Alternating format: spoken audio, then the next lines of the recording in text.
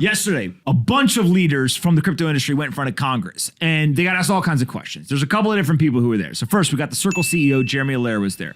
FTX CEO, Sam Bankman-Fried was there. Bitfury CEO, Brian Brooks was there. Paxos CEO, Chad Cascarilla was there. The Stellar Development Foundation CEO, Danella Dixon was there. And the Coinbase CFO, Alicia Haas, was there as well. These 6 people went in front. I think most people were just like, this is going to be absurd. Nobody knows anything. If you remember, we said that you should literally have to take a quiz before you're allowed to ask questions. But I was pleasantly surprised. There was actually pretty solid questions. There's a lot of people who are trying to understand what is going on in the industry. How do these leaders understand or think about where the world is going? Now, of course, there were people who understood it. There were plenty of folks who were trying to actually be productive. But as in any situation, there's always that one person, that one smartass, that one person who's got to troll, who's got to be the idiot in the room. So, of course, I'm going to play the video because I don't want you to think that I'm making this stuff up. Here is a video of, I believe this Brad Sherman. Just judge it for yourself. Now, the number one threat to cryptocurrency is crypto. Bitcoin could be displaced by Ether, which could be displaced by Dodge, which could be displaced by Hamster Coin. And then there's Cobra Coin. And what could Mongoose Coin do to crypto coin? What? Hamster Coin and Mongoose Coin? He called it Dodge, like the car.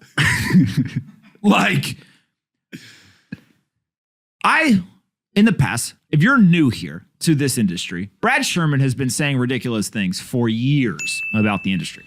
And so a couple years ago, I went and I looked and I said, why would Brad Sherman, the guy who, frankly, nobody really knows outside of people who pay attention to like Congress, why would he be so anti-innovation, be so anti-Bitcoin or cryptocurrencies?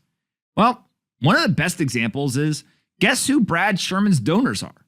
Majority of the largest ones are payment processors or credit card processing firms. It's literally the competition. So when you all of a sudden look at somebody like a Brad Sherman and you say, he's funded by somebody who's going to be disrupted by this technology. Of course he doesn't like it. But he was the outlier yesterday. Years ago, he would have been the standard, the default. Everyone would have been acting the way that he does. But instead, yesterday, I was very pleasantly surprised because most of the questions were actually very, very informative and also in good faith from what we could tell. The standout, I think, in most people's mind was Brian Brooks. They hadn't really heard him talk a lot, and he did a fantastic job of explaining a lot of the industry, but also calling out in a very politically correct way issues that he sees with regulation. And so when you look at these folks, Circle, FTX, Bitfury, Paxos, and Coinbase, I think most people say that makes a lot of sense. There was number 5 there. I was a little confused why Stellar Development Foundation was there, but I tend to think that ultimately this was a net positive for the entire industry because this was the first time that I think it became obvious that there are good faith actors on both sides. And when they come together and they talk about this stuff, there is a potential solution on the horizon. Joe and John, what do you guys think about this performance by folks who went in front of Congress yesterday? Well, my first thought was Brian Armstrong busy. He had some, yes. I'm sure he was. My second is it's not surprising. And it's funny that you say that he's backed by a bunch of credit card processors and stuff like that, because that was my first thought when I saw the clip was he's obviously got some kind of axe to grind against this. But it's not surprising. I think we've seen over time that some politicians are just going to be willfully ignorant to this stuff, no matter kind of how much you try to educate them. So whatever, wash them to the side, try to educate other people who are open-minded, and we'll look at this from a good lens or a good frame of mind.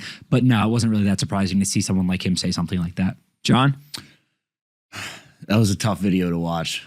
That was a little ridiculous, but I also think that this whole meeting was about regulation in the industry. SEC has obviously talked about it being a security for a long time, and kind of their thoughts around that. But Congress doesn't really have much to kind of input on here. I appreciate all the executives of the cryptos company going there and actually showing face and answering their questions and trying to educate them on the industry. But while they're all focused on regulation, tens of millions of people have flooded money, tens of millions of Americans have flooded money into the crypto market and are kind of deciding for themselves. So we're going to see where that is. He talked about the biggest threat to crypto. The biggest threat to the United States dollar is the United States dollar. What do you think is one of the biggest threats to Bitcoin and cryptocurrency in general? Time. That's it. That's the biggest one. Time, the more time we have, the more likely it is to succeed. The less time that we have, if you're looking at it on a 1 or 5, a 1 month, 1 year time frame, that's the biggest things we run at. We don't have enough time, but the more time that goes by, the more adoption we get.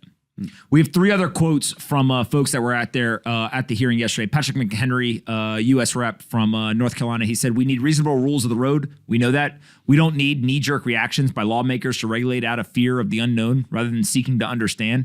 And that fear of the unknown in the move to regulate before understanding will only stifle American ingenuity and put us at a competitive disadvantage." Patrick McHenry, you get it. Then we have a quote from Jeremy Allaire from Circle CEO. "This is an open financial system. Crypto creates an opportunity for anyone with a mobile device anywhere in the world to seamlessly exchange value with one another." Jeremy, you get it.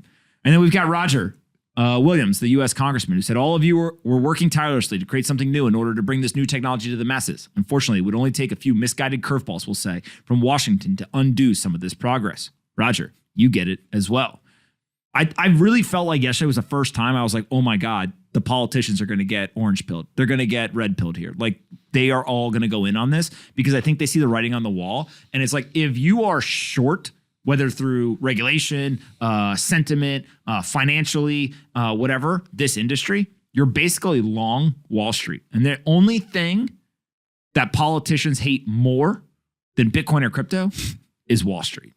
So it's like, the enemy of my enemy is my friend. Well, you would think that. Politicians and the crypto community doing this right now, right? Then why doesn't Elizabeth Warren get it, right? Like she's been a bigger... She gets it. Does she though? I mean, she should. Because to be fair, Bitcoin is exactly what she's been arguing for. I just don't think she understands that for the last decade, right? Or last 2 decades. Everything that she said about Wall Street, a lot of those problems are solved by the Bitcoin ecosystem and the Bitcoin network and people transferring their assets into that. I think what she doesn't get is she hasn't put in the time and the effort to understand what it actually is.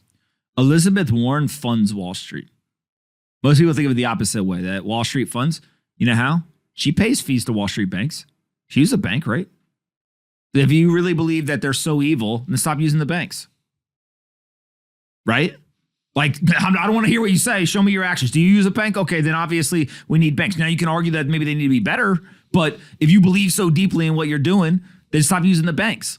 But it's just like what are you trying to accomplish for the last 2 decades then, right? About arguing. If someone presents a solution to you and then you're closed-minded and you don't accept that solution, like you're obviously not trying to progress anything. It's just a bunch of air.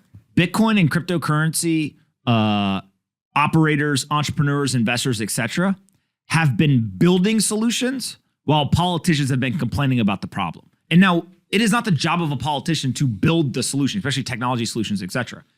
But when they are presented, to your point, a solution, and they don't go ahead and take the time to learn about it, they instead just say, oh, you're just as bad as these people.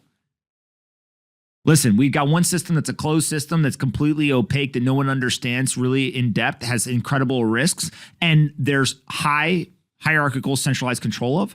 And then we have another system that's fully digital, fully transparent, that's decentralized, that no one person or group controls. You tell me which system's better. And guess what? The people are choosing. They're literally voting with their feet. They're voting with their wallets. They're moving to the new system. And most young people, I mean, I would argue, I don't want to speak for you two, majority of my economic value that is tied to my name is not in a bank. It is in this new system. And so I think most young people, or a large portion of young people, that's happening. And so they're voting with their dollars. They're voting with their wallet. They're saying, hey, you guys suck. I'm going to go here. This is a superior system. And politicians should get on board or get left behind.